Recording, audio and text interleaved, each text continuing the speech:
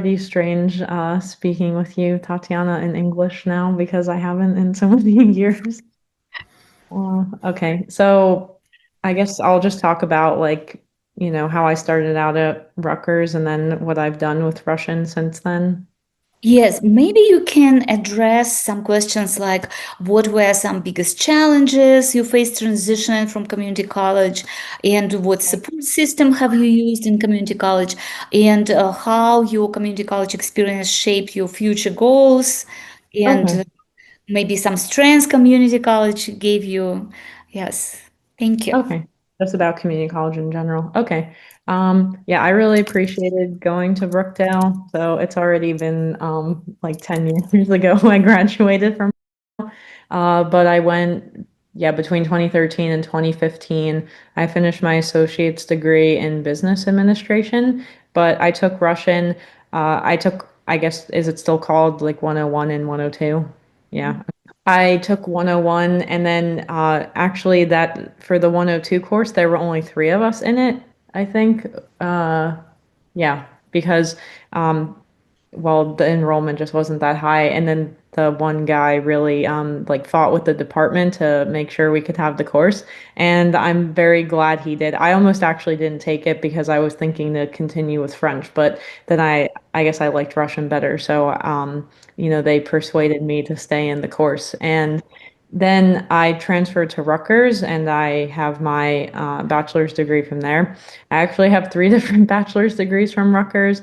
One is in business analytics and information technology, which is more of what I do for a career now. I'm like a business analytics consultant, is what my title is. So I do data visualization mostly. But I also have a bachelor's degree in Russian, and then I also have a bachelor's degree in European studies.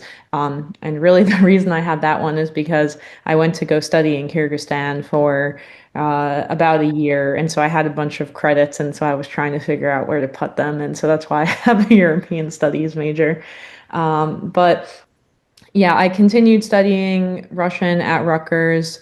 Uh, One thing that was interesting, and maybe Tatyana is nicer and doesn't make you do this, but they didn't like that I was still writing in print. So I really quickly had to learn how to write in cursive because the professor told me that she wouldn't grade my exams if I didn't write in cursive, which we actually did learn to write in cursive. I don't remember if it was in Russian 101 or 102. It's just that I didn't use it very much after that. But yeah, so I quickly adjusted to that and I had to go take a placement exam. And I think at first they didn't want to put me in second year, or I was really close, but I'm like, no, it's okay. Just put me in second year. And it was fine. I got really good grades in Russian. I think I had an A in almost every Russian course. Something that's fun now is I actually run a YouTube channel where I speak in Russian so that I ask people to like comment and tell me when I'm making grammar mistakes. I'm not a native speaker. I don't have any relatives whatsoever who speak Russian. So, it's not really like intuitive to me. And maybe that was one of the hard things with learning Russian originally was like learning case endings and making sure that my grammar was correct, which it's still not all the time, but it gets easier, I guess, as you stay with the language longer. Um, yeah, so I went to Rutgers. I won a Boren scholarship to study Russian in Kyrgyzstan in 2019 into 2020, that academic year. Unfortunately, because of COVID, I had to come home early. Uh, Up until that point, I had actually already spent a summer in Kyrgyzstan, just getting some credits for Russian language, and I wanted like more immersion. That program was pretty good because I was actually the only person there. I had like a private tutor and everything, and so I was pretty much only speaking Russian. I didn't have any other Americans there. When I went on the Boren, I did have other Americans, so it was a little bit harder to always be speaking Russian. Um, I also spent time in Armenia in 2018, like also to help me learn Russian, but that one was technically more of like an intern program. So I just had a few Russian lessons. Whereas when I was in Kyrgyzstan, I had a lot more contact hours with like private tutoring. So I feel like probably those periods of time were very instrumental in helping me become much more fluent in Russian. And then after that, it's been more of just like maintaining Russian as a hobby. When people ask me why I wanted to learn Russian, I said it was because I wanted to be an astronaut. I did actually end up interning at NASA for 3 years, but then I resigned from NASA to go keep studying Russian.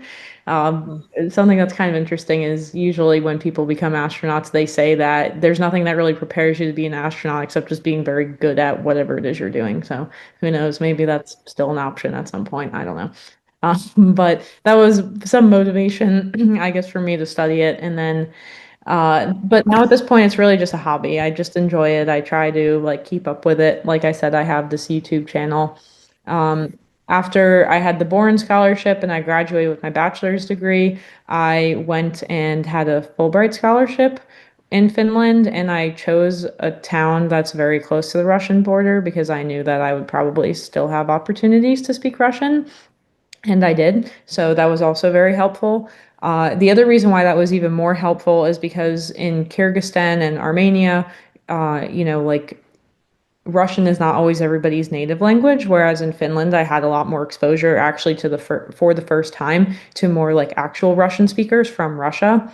So that really, I think, helped me improve my Russian and have maybe like more like I'm trying to think of. Sometimes this happens to me now where I'm thinking of it in Russian, as they call it, Slovarny zapas, still like vocabulary, basically, like a stronger vocabulary. And yeah, at this point, I just try to maintain it.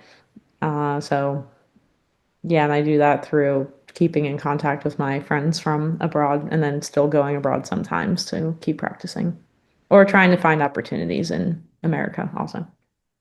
Okay, yes. Michaela, could you please tell our students a little bit more about Boren Scholarship? Was it difficult to Okay. get, and what were the criteria?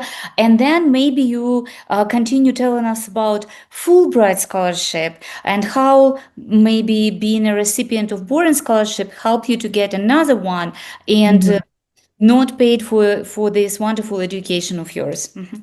Yeah, that's true. So that's another reason why I actually really appreciated going to Brookdale. I was part of the NJ Stars scholarship, which I'm hoping they probably still have it. It's like if you graduate in the top 15% of your class, you get to go to community college for free. So I was able to graduate and, not have like a ton of student debt, like is very common these days. So, that was nice about Brookdale. Rutgers. I actually commuted to Rutgers, so I live in Monmouth County, yeah, because Brookdale and Rutgers is in Middlesex County, so it was a little bit of a commute, but I got used to it. I also was actually like the person in charge of the Russian conversation table hour for like at least a year or two. I don't even remember how long it was. Um, but the Boren Scholarship, I think one of my friends told me about it. And after I had already spent 2 months in Kyrgyzstan and then another like 2 months in Armenia, I was like, oh, I really like being abroad because it's really helping with my language. So I'm going to look for more opportunities for this. So somebody told me about the Boren Scholarship. I then learned that there's a person, so he's retired, the guy who I worked with. I don't actually even know who replaced him, but there's this Office of Distinguished Fellows. And so that person works with you on your application and they basically just critique your essay and you have to rewrite it a bunch of times before you submit it. I actually applied for Boren 2 times, and by the time that it was, yeah, the second time I got it, I applied for the critical language scholarship 4 times, and I never got that one. That's also like a free way to go study Russian abroad for like 2 months in the summer. They have it for other languages too, but Russian is one of them. So yeah, I did. Um, yeah, I spent a lot of time with these applications and also with this particular guy who was in the Office of Distinguished Fellows. And so I think by the time that I went to apply for the Fulbright, I already had so much experience. I had applied for CLS 4 times and Boren 2 times that, this was like the next thing and it wasn't as hard at that point. So uh, I actually was looking to teach English as a Boren, or not Boren scholar, sorry, as a Fulbright scholar, either in Belarus or Ukraine, I think. And this was before the war in Ukraine started. And then I think at that time, Belarus was having quite a bit of like political, like instability. So I was a little bit apprehensive to apply there. And then I was thinking about Ukraine. But then instead, some people like my mom and like one of my best friends was like, oh, I think you should do something more academic. So Fulbright also has master's degree programs. So the first year you're a Fulbright scholar, and then the second year you're not, but you still like are, you're still going for free. So you don't pay tuition. I actually had a lot of people be like, why are you studying for your master's in Finland instead of the US? Isn't the education in the US better? And I'm like, yeah, but I'm on a scholarship and it's free. So that's why I'm here. And also because I wanted to be somewhere where I could still keep practicing Russian. So I kind of combined something more maybe like practical, if you will, with like continuing my education for free, which, is always nice, with being in a place where I knew I was still going to have plenty of opportunities to speak Russian. And yeah, and I continued, like I actually took Russian classes still at the university. And then they have some for native speakers. And, obviously there are a lot of native speakers there who are like actually from Russia, not like heritage speakers, like you call them in the US, like kids who grow up with Russian speaking parents. So, um, yeah, like the only thing, and I am not like following this very well, but I know that there's been a lot of, like cutbacks financially with the Fulbright program now with the current political situation. So I don't know if like that just affects some of the Fulbright programs and not all of them, or the program as a whole. And I also did apply to a program that looked a little bit less competitive. It had like 6 vacancies instead of just one. I know that like actually for a while, and this probably has been removed for a while now, but like you could go to Russia to teach English, and that one was always very competitive. I actually knew a girl who I studied with on the Bourne Scholarship who got into that program, but because it was still COVID and then the war happened, she actually was never able to go. So yeah, I mean I hope to see things improve, but that has been how it's been. And I have actually gotten the opportunity to visit Russia a few times, which happened while I was studying in Finland. So I had, a visa that I applied for. For a while, the border between Finland and St. Petersburg, between Russia, where you could easily go to St. Petersburg, was opened, and now it's closed, and now you have to go through Estonia, and it's, it takes a long time. But we'll see what happens in the future. Okay. Michaela, could you please tell us what topic have you chosen for the PhD and how all the previous experience shaped your experience being a PhD student in Finland? Okay, yeah. So I'm technically, in addition to like working full time, I'm still a PhD student. Um, and so okay, so why am I in a PhD program? So the thing is, my PhD program is technically in social sciences, which is not related to like anything in my past. But my topic is about Russian disinformation, from a well, okay, it's about disinformation about NASA from a Russian media lens perspective. So I actually do all my research in Russian, and I have to go to this one particular library in Helsinki that houses this Integrum database, which was some sort of database I think was established in the 90s, and given to Finland as some sort of like peace treaty thing almost, and it's still there. It's just become harder to access, like, and it's just at this one particular place, and you have to like go on site to this place to access it.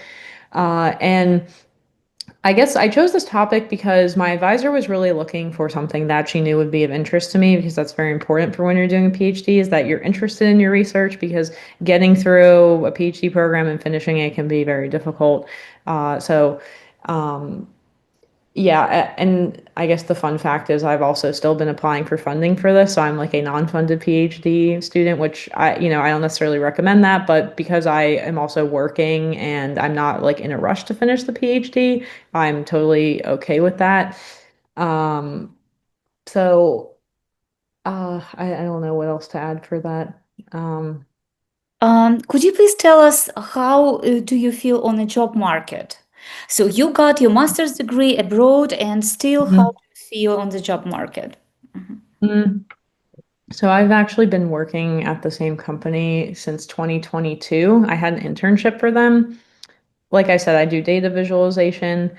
Uh, I've been at that job because I have a lot of flexibility and I like the job, and it's not, super difficult. So it allows me to do a lot of other things I want to do with my time, like a PhD. and finding ways to maintain Russian. Uh, I mean, so I think unless you're going to go into interpreting, which is also possible, I did find that it was a little bit hard to use Russian for career purposes. Now, the whole point of the Boren Scholarship is also because they really want people to get into national security. Personally, I just didn't necessarily want to do the whole spy thing or like work for DOD or something like that or department. Like they prioritize like four agencies, and I think the one that I would want to do would be State Department. But I think, yeah, I mean, it's definitely possible that, if you have Russian skills, it's probably easier to get a government job.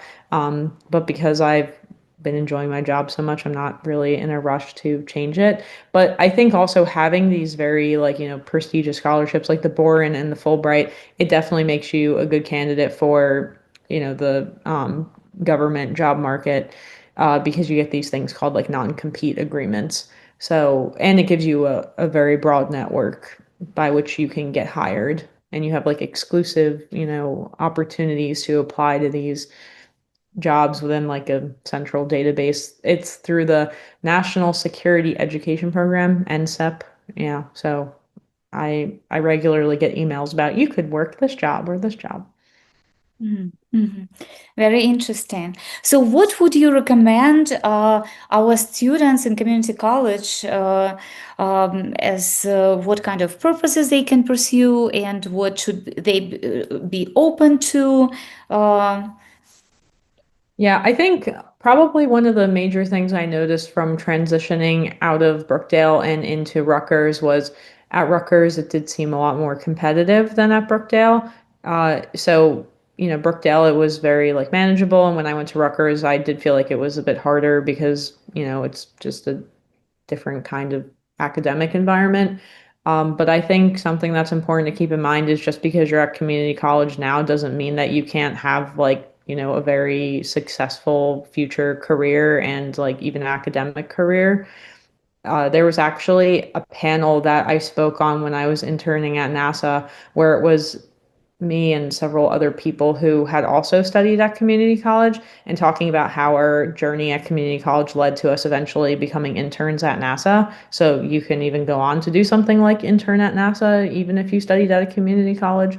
The only thing is you have to wait until you get a GPA at your 4-year university because you don't have one immediately. So I had to wait like one semester, after I first enrolled at Rutgers to be able to start applying to NASA, which, I did pretty rigorously for about a year until I got in. And I really thought NASA was going to be my career. And then I chose to go study Russian on the Boren Scholarship, so they made me resign. And that was a really hard decision. I still say that was like that's probably like the second hardest decision I ever had to make in my life. But yeah, so I don't know. how did you learn about a possibility to apply for NASA? Because I had my aunt and uncle had a friend who worked there, and so they sent me down to go stay with her and shadow people at NASA, and then I was very like motivated to go work there because I felt like everybody's very passionate about their job and it was cool working there. Yeah, if it wasn't so hot in Texas, like this was the thing everybody complained about. They're like, I wish I could just pick up the Johnson Space Center and move it to somewhere else in the US that isn't so hot. Yeah. So yeah, it was through a friend, but because it's the government and they don't really allow for the whole nepotism thing, you can't like just know somebody and get in. I still had to apply. So like the only thing that was very helpful with this friend is she kind of like prepped me with interviewing, but yeah, she didn't like directly get me the job. I still had to go through the application process, and I pretty much just checked USA Jobs, which is where they post these like every single day. So everyone can apply for NASA, right? From any Yeah, state? Mhm. yeah. Interesting. And I applied to every NASA center and like anything that I was even remotely qualified for. Yes. And what makes you qualify if you're a student?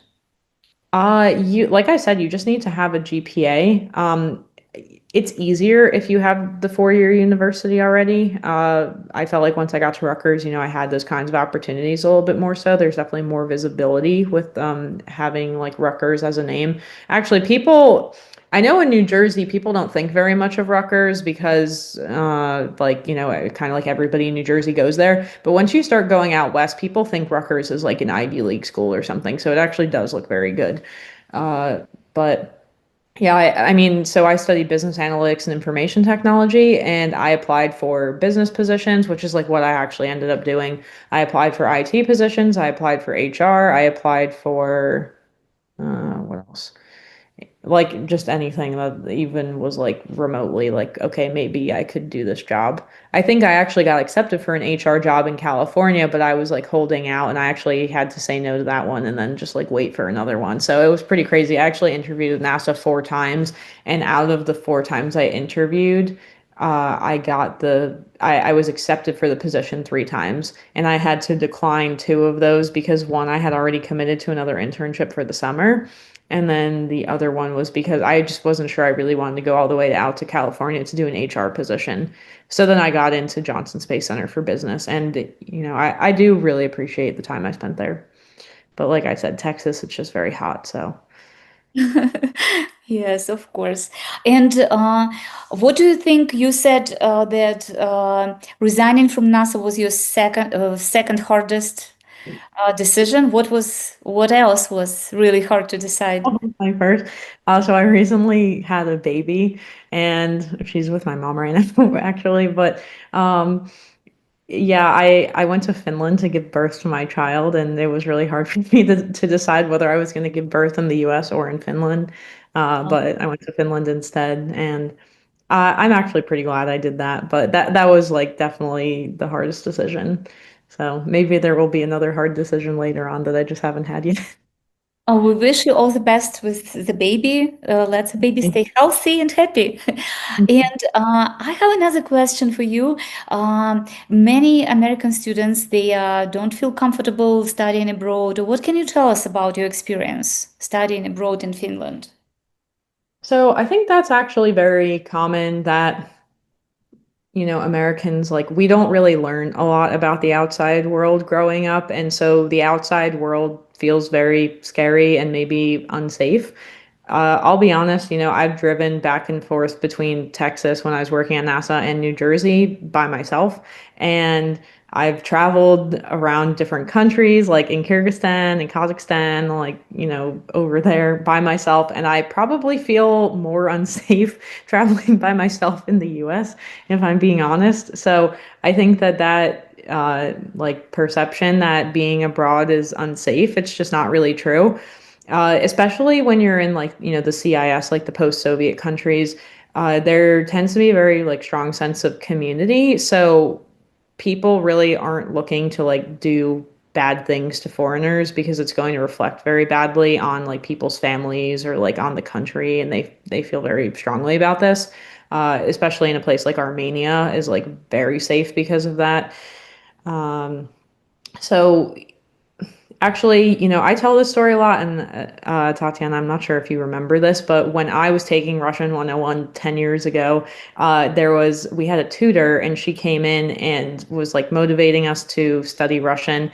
And she's like, yeah, I won the green card lottery, which actually I met quite a few more people who won the green card lottery after that, including part of my Kyrgyz host family who I lived with in Kyrgyzstan the first time they won the green card lottery. They're actually now in Philadelphia. I should probably go see them again. I haven't seen them in like 2 years, I think. I'm not even sure if they know I had the baby now I'm thinking about it.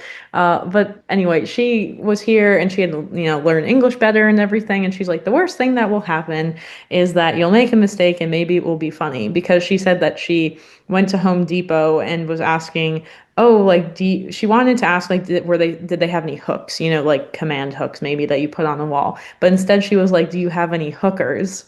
And so, it's very different. And then, it was the wrong word and they laughed about it. And then she realized it was the wrong word. So, like most of the time, if anything, it will just be funny and people are going to understand. And I think the other thing with learning Russian is that it's very uncommon for people to study Russian as a second language. I think Spanish is a little bit like that too, because in both of I spoke Spanish relatively well before I became much more proficient in Russian, and people really seem to appreciate that you've put forth the effort to speak to them in their own language, or that like you've just put forth learning another language, especially when English is your native language. So I think having those experiences and like seeing how impressed and appreciative people are with my effort to learn Russian has also made it very important and valuable, and really like motivates me to keep going and maintain it and try not to forget it. Okay, and what would you like to tell our students? What do you think the most important to be successful in career in their careers and life? What is the most important? I think it's definitely important to find something that you're passionate about, or at the very least, you don't mind doing, you know, definitely from a career perspective. And, I know that in general, like, maybe people are just taking Russian because they need the general education credits. Okay, that's fine. Um, and to be honest, when I started taking Russian, I didn't really expect for it to turn into like what it has in my life. Like, it's become a very important part of my, identity, and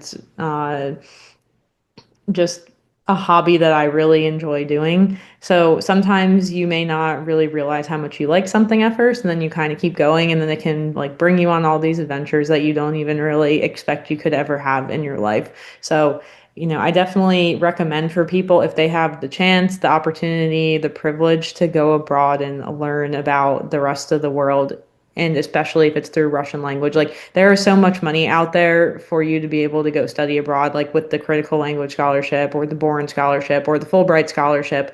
And those are, great programs that we have, like from the educational standpoint and from the US government. So if you have the opportunity and you feel motivated to do those things, I would definitely recommend it. Like, I always felt like for me, I wanted to have like very like nice memories, like, and be able to look back on my life and, you know, think about all the cool things I did. And so I think for me, studying Russian has been such an integral part of that, like, enjoying my 20s. I'm actually turning 30 very soon. So, I really appreciate how much, like, studying Russian has just like changed my life and helped me have a lot of adventures and, connect with people in a way that I wouldn't have been able to otherwise. Yeah. Thank you very much for visiting us, and I will stop recording right now. Thank you.